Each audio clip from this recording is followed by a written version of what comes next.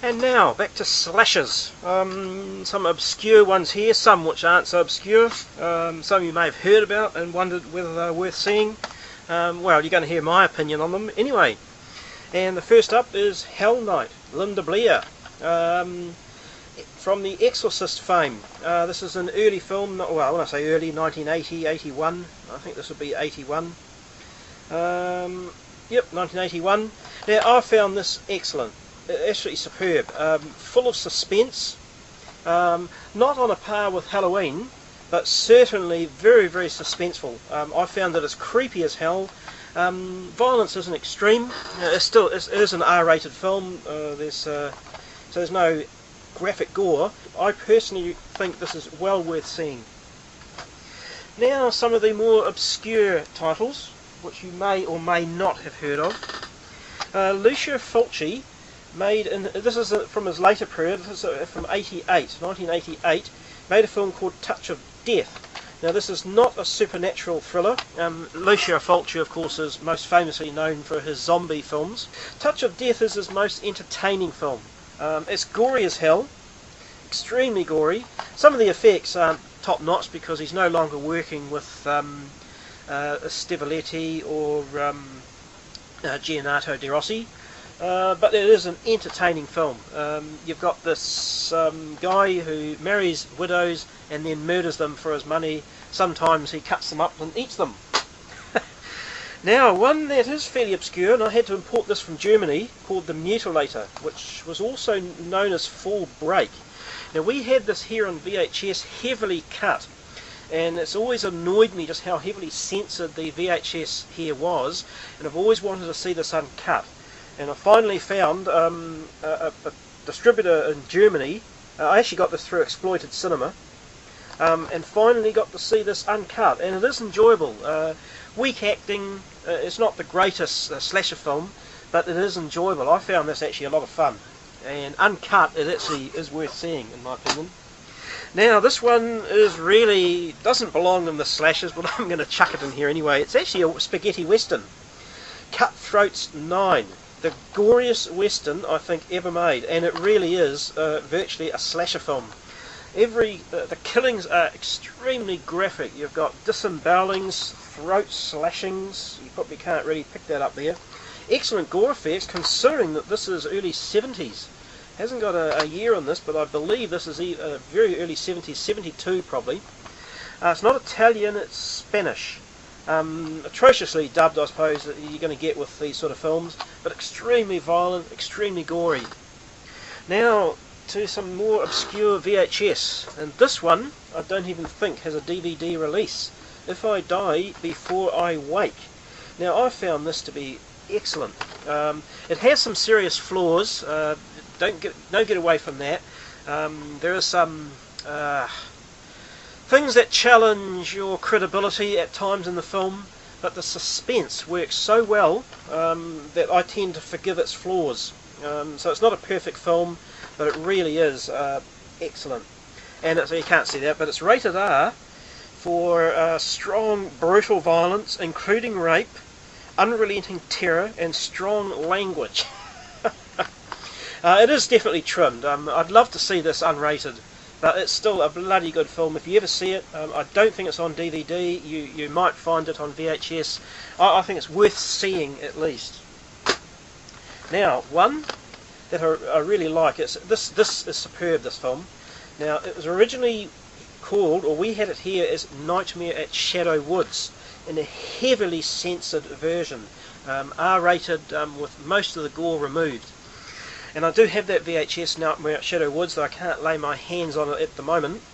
So I found this on eBay, Blood Rage, which is the uncensored version of Nightmare at Shadow Woods. Even though it says there rated R, this is in fact the uncut, unrated version.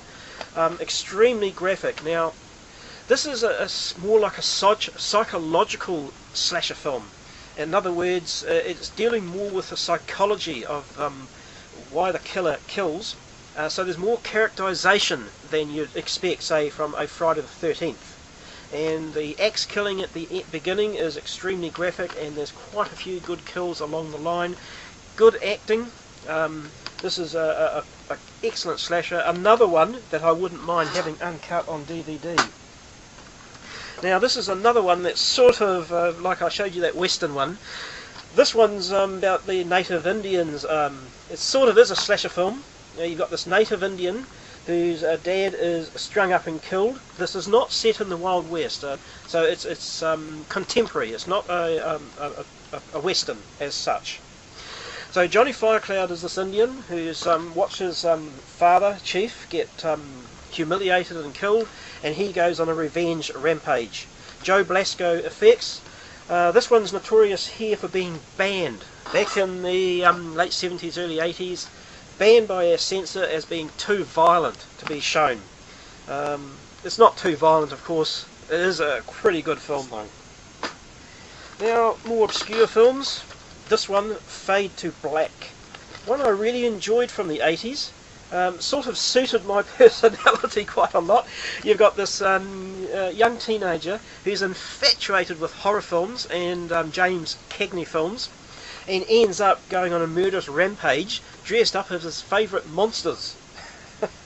Now it's not gory, it is rated R for some sexual content, but it is extremely well made. It's an excellent film, well worth seeing. And now another obscure title from the 80s, The House on Sorority Row. Now I thoroughly enjoyed this. It's an Australian M here, American R. It's not particularly violent or graphic, but it's got an interesting storyline and superb music.